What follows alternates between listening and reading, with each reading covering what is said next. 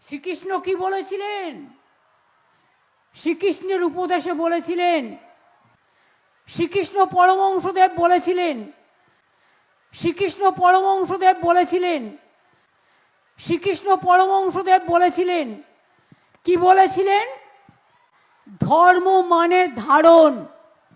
ধর্ম মানে কি? ধর্ম মানে মানবতা, ধর্ম মানে পবিত্রতা, ধর্ম মানে বিদ্বেষ নয়, ধর্ম মানে শান্তি। এটা বলেছিলেন শ্রীকৃষ্ণ পরমহংসদেব, যিনি গীতায় বাণী লিখেছিলেন, উপদেশ দিয়েছিলেন।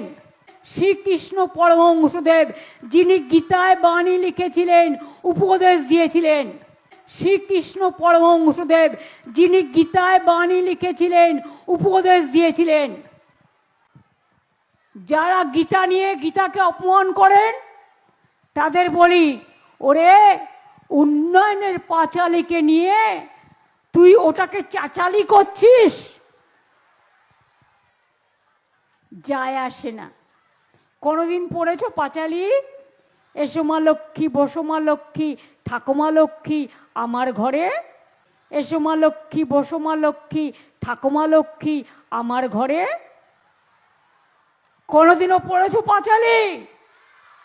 জয় জয় দেবী চলাচল সারে, কুচ শোভিত মুক্ত হারে, বীণা রঞ্জিত পুস্তক হস্তে, কুচ শোভিত মুক্ত হারে, বীণা রঞ্জিত পুস্তক হস্তে, কুচ শোভিত মুক্ত হারে, বীণা রঞ্জিত পুস্তক হস্তে, ভগবতী ভারতী দেবী নমস্তে।